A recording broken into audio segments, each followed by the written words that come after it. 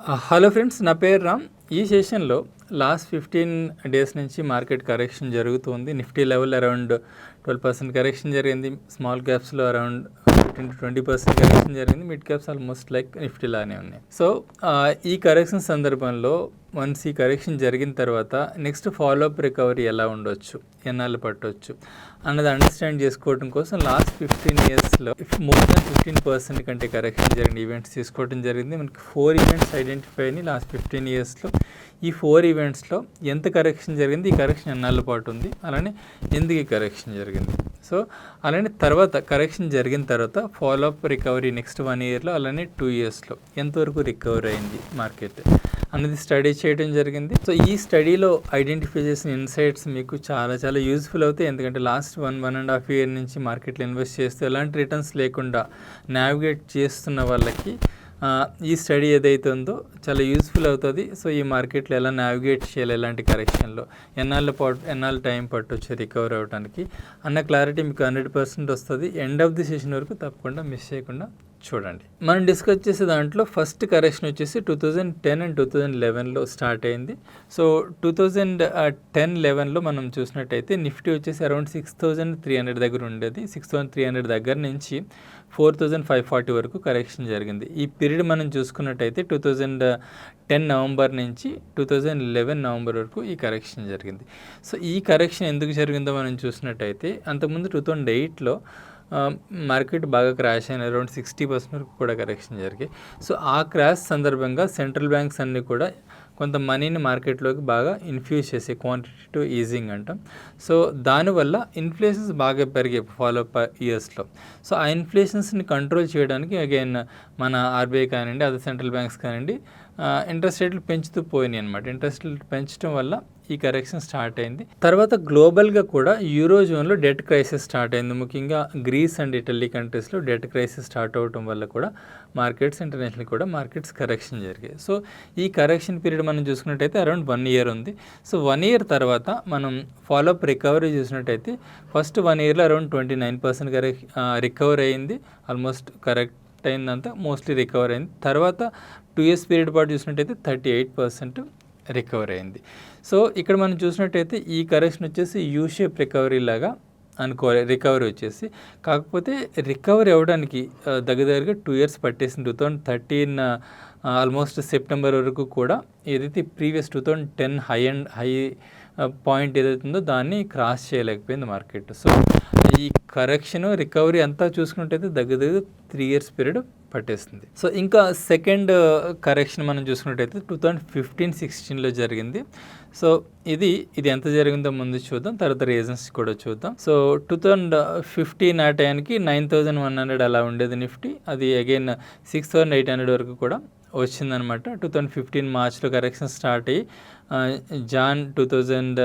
ఫిబ్రవరి 2016 వరకు కూడా కరెక్షన్ జరుగుతుంది. దగ్గర ఇది కూడా 1 ఇయర్ పాటు కరెక్షన్ జరిగింది. సో ఈ కరెక్షన్ 2015లో ఎందుకు జరిగిందో చూసినట్టయితే మోస్ట్లీ మన డొమెస్టిక్ ఈవెంట్స్ వల్ల జరిగింది. సో అది చూసినట్టయితే బ్యాంకింగ్ సిస్టంలో ఎన్పిఎస్ పెరుగుతున్న టైంలో ఎసెట్ క్వాలిటీ రివ్యూ చేయడం జరిగిందనమాట. అది రెగ్యులర్గా చేస్తూ ఉంటారు. రఘురామ్ రాజన్న గవర్నర్గా ఉన్న టైంలో. ఓకే, ఈ టైంలో పిఎస్యు బ్యాంక్స్ క్రిటికల్గా స్టడీ చేసేటప్పుడు ఎన్పిఎస్లో ఐడెంటిఫై అయింది ఏంటంటే ఎన్పిఎస్ని టైమ్లీ మేనర్లో రికగ్నైజ్ చేయకుండా వాటిని కొంచెం పోస్ట్పోన్ చేస్తున్నారు అనమాట. సో దానివల్ల యాక్చువల్ ఎన్పిఎస్ కంటే కూడా ఎన్పిఎస్ యాక్చువల్గా చాలా ఎక్కువ ఉన్నాయని చెప్పి ఐడెంటిఫై అయింది. దానివల్ల ఆర్బీఐ ఆర్డర్స్ ప్రకారం ఎన్పిఎస్ అన్ని బ్యాంక్స్ క్లీనప్ చేసుకోవాలని చెప్పి ఆర్డర్స్ వేయటం జరిగింది. సో ఆ టైంలో వీళ్ళు చాలా ఎక్కువగా లాసెస్ని రికగ్నైజ్ చేయడం జరిగింది. యాక్చువల్ ఎన్పిఎస్ అంతకు ముందు ఇయర్ 3 lakh crores ఉన్నట్టయితే ఈ రికగ్నిషన్ వల్ల 6 lakhs crore వరకు వెళ్ళాయి అనమాట. అగైన్ మార్చ్ 2016 ఆ టైంకి. సో దీనివల్ల యాక్చువల్ లాసెస్ కూడా వీళ్ళు ఎక్కువగా బుక్ చేసుకోవాల్సి వచ్చింది. సో దానివల్ల బ్యాంకింగ్ సిస్టమ్ అంతా కూడా కొంత డిస్టర్బ్ అయింది. సో ఆ టైంలో ఈ కరెక్షన్ జరిగింది. దాంతోపాటు అనదర్ గ్లోబల్ ఈవెంట్ మనం చూసినట్టయితే చైనా వాటి ఏదైతే కరెన్సీ ఉందో దాన్ని బాగా డీవాల్యూ చేస్తుంది అనమాట. దానివల్ల కూడా కొంత కరెక్షన్ జరిగింది. సో దీని తర్వాత రికవరీ మనం చూసినట్టయితే విత్ ఇన్ 1 ఇయర్లో ఈ చార్ట్లో మీరు చూడవచ్చు. విత్ ఇన్ 1 ఇయర్లో 30% వరకు రికవర్ అయింది. 25% యాక్చువల్ కరెక్షన్ జరిగింది. 30% వరకు వితిన్ 1 ఇయర్లో రికవర్ అయింది. 2 ఇయర్స్ పీరియడ్ పాటు ఆ కరెక్షన్ రికవరీ స్టార్ట్ అయిన పాయింట్ దగ్గర నుంచి మనం 2 ఇయర్స్ పీరియడ్ పాటు చూసుకున్నట్టయితే దాదాపుగా 53.8% రికవర్ అయింది. సో ఇది కూడా mostly like U shape recovery లాగా చెప్పుకోవచ్చు. ఇంకా థర్డ్ ఈవెంట్ మనం చూసుకున్నట్టయితే మనందరికీ తెలిసిన ఈవెంట్ కోవిడ్ ఈవెంట్. ఇది బ్లాక్ స్వాన్ ఈవెంట్. కరెక్షన్ కూడా చాలా స్టీప్గా జరిగింది, రికవరీ కూడా బాగా స్టీప్గా అయింది.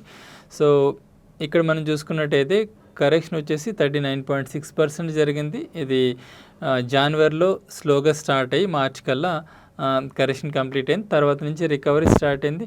వితిన్ 1 ఇయర్లో 93% రికవర్ అయింది. అండ్ 2 ఇయర్స్ పీరియడ్ పాటు చూసుకున్నట్టయితే ఆ పాయింట్ నుంచి 129% రికవర్ అయింది అనమాట. సో ఎప్పుడైతే కరెక్షన్ స్టీప్గా ఉంటుందో రికవరీ కూడా అంతే స్టీప్గా ఉంటుంది. కరెక్షన్ ఎప్పుడైతే కొంత స్లోగా ఉంటుంది, ఇప్పుడు ఏదైతే కరెంట్ కరెక్షన్ ఏదైతే ఉందో అలాంటివి కొంచెం రికవరీ కూడా స్లోగా ఉంటూ ఉంటాయి. ఈ కోవిడ్ ఫల్ రికవరీ అయితే చాలా క్విక్గా అగ్రెసివ్గా ఎక్కువ రికవరీ కూడా అయింది. ఇంకా ఫోర్త్ కరెక్షన్ వచ్చేసి 2021 అక్టోబర్లో స్టార్ట్ అయింది. 2022 వరకు అది కంటిన్యూ అయింది. సో ఇది కూడా అగైన్ 2008లో ఎలా అయితే క్వాంటిటేటివ్ ఈజింగ్ వల్ల ఇన్ఫ్లేషన్ పెరిగిందో ఈ కోవిడ్ టైంలో కూడా బాగా క్వాంటిటేటివ్ ఈజింగ్ చేయడం జరిగింది మన రిజర్వ్ బ్యాంక్ కానివ్వండి, యూఎస్లో ఫెడ్ కానివ్వండి, ఇవన్నీ కూడా. సో దానివల్ల across the globe, not only India, across the globe inflation బాగా పెరిగింది. సో ఇన్ఫ్లేషన్ కంట్రోల్ చేయడం కోసం ఇంట్రెస్ట్ రేట్లు పెంచడం జరుగుతుంటుంది. సో ఇంట్రెస్ట్ రేట్లు పెంచే టైంలో ఈ కరెక్షన్ స్టార్ట్ అయింది. ఫస్ట్ అట్లా స్టార్ట్ అయింది. ఈ కరెక్షన్ స్టార్ట్ అయింది వచ్చేసి అక్టోబర్ 2021లో అలా స్టార్ట్ అయింది. ఎండ్ అయింది వచ్చేసి జూన్ 2022 వరకు జరిగింది. సో ఈ మధ్యలో ఉక్రెయిన్ రష్యన్ వార్ కూడా స్టార్ట్ అయింది. దానివల్ల కూడా ఈ కరెక్షన్ ఎక్స్టెండ్ అవ్వటం జరిగిందనమాట. అరౌండ్ కరెక్షన్ చూసినట్టయితే 18.4% వరకు కరెక్షన్ జరిగింది ఈ పీరియడ్లో. వితిన్ 1 ఇయర్లో 26% రికవర్ అయింది. వితిన్ 2 ఇయర్స్లో 58% రికవర్ అయింది ఈ కరెక్షన్ తర్వాత. ఇంకా లేటెస్ట్ కరెక్షన్ చూసినట్టయితే 2024 అక్టోబర్లో స్టార్ట్ అయింది, మనందరికీ తెలుసు. సో లేటెస్ట్ కరెక్షన్లో కూడా చాలా ఈవెంట్స్ ఇన్వాల్వ్ అయ్యాయి. ఫస్ట్ కరెక్షన్ స్టార్ట్ అయింది వాల్యుయేషన్స్ బాగా పెరిగిపోయిన పాయింట్ ఆఫ్ వ్యూలో కరెక్షన్ స్టార్ట్ అయింది 2024 అక్టోబర్లో. తర్వాత యుఎస్ ఎలక్షన్స్ జరిగిన తర్వాత ట్రంప్ ప్రెసిడెంట్గా ఎలక్ట్ అయిన తర్వాత న్యూ టారిఫ్స్, యూఎస్ నుంచి ట్రంప్ టారిఫ్స్ అనేవి స్టార్ట్ అయినాయి కదా. సో వీటి వల్ల కూడా మార్కెట్స్ బాగా గ్లోబల్గా కూడా డిస్టర్బ్ అవుతున్నాయి. ఇండియన్ మార్కెట్ కూడా బాగానే కరెక్షన్ జరుగుతుంది.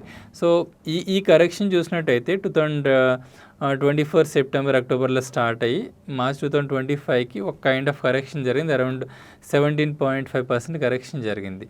సో తర్వాత మళ్ళీ అది కొంచెం చాలా మట్టుకు రికవర్ అయింది. కానీ మళ్ళీ ఇప్పుడు last Israel and Iran war వల్ల అరౌండ్ 12% కరెక్షన్ జరిగింది. సో లేటెస్ట్ పీరియడ్ ఏదైతే ఉందో ఇది ఇంకా రికవరీ ఫేజ్లోకి వెళ్ళినట్టు కాదు. ఏదైతే 1.5 ఇయర్ బ్యాక్ స్టార్ట్ అయిన కరెక్షన్ ఏదైతే ఉందో ఇంకా అదే మోడ్లో ఉన్నట్టు అనుకోవచ్చు. సో హోప్ఫుల్లీ లాస్ట్ 4 కరెక్షన్స్లో మార్కెట్స్ అన్నీ కూడా కరెక్షన్ జరిగిన దానికంటే కూడా ఎక్కువగానే రికవర్ అయినాయి. మోర్ దెన్ డబుల్ కూడా రికవర్ అయిన సందర్భాలు ఉన్నాయి వితిన్ 2 ఇయర్స్ పీరియడ్లో. సో వాటిని దృష్టిలో పెట్టుకొని ఇప్పుడు కరెక్షన్ కూడా మనం mostly maybe down the line 1-2 ఇయర్స్లో మార్కెట్స్ బెటర్గా రికవర్ అవుతాయని చెప్పి ఎక్స్పెక్ట్ చేయొచ్చు based on the previous events. So మనం ఈ కరెక్షన్ ఎలా అప్రోచ్ అవ్వాలంటే ప్రీవియస్ హిస్టారికల్ స్టడీస్ బేస్ చేసుకుని మనం ఈ కరెక్షన్ని కూడా అప్రోచ్ అవ్వచ్చు. సో ఇప్పుడు మనం చేయాల్సిందల్లా ఏదైతే ఎస్ఐపిలో ఇన్వెస్ట్ చేస్తున్నారో ఎస్ఐపిలో ఆపకుండా వాటిని కంటిన్యూ చేయటం, అలానే లంసమ్స్ ఏమైనా ఉంటే అడిషనల్గా ఇన్వెస్ట్ చేసుకునే టైం ఇది. సో అడిషనల్గా ఇన్వెస్ట్ చేసుకోవచ్చు. So last but not least market ఏదైతే ఉందో ఎవరైతే ఇంపేషెంట్గా ఉంటారో వాళ్ళ దగ్గర నుంచి ఎవరైతే పేషెంట్గా అలా ఇన్వెస్ట్ చేస్తూ ఉంటారో వాళ్ళకి మనీని ట్రాన్స్ఫర్ చేస్తూ ఉంటుంది. సో ఈ టైంలో బ్యాడ్ డెసిషన్స్ తీసుకొని ఎస్ఐపిలను ఆపటం కానివ్వండి, ఉన్న ఏదైతే మ్యూచువల్ ఫండ్స్ని మీరు అమ్మేయటం కానీ చేయకండి. Thank you friends.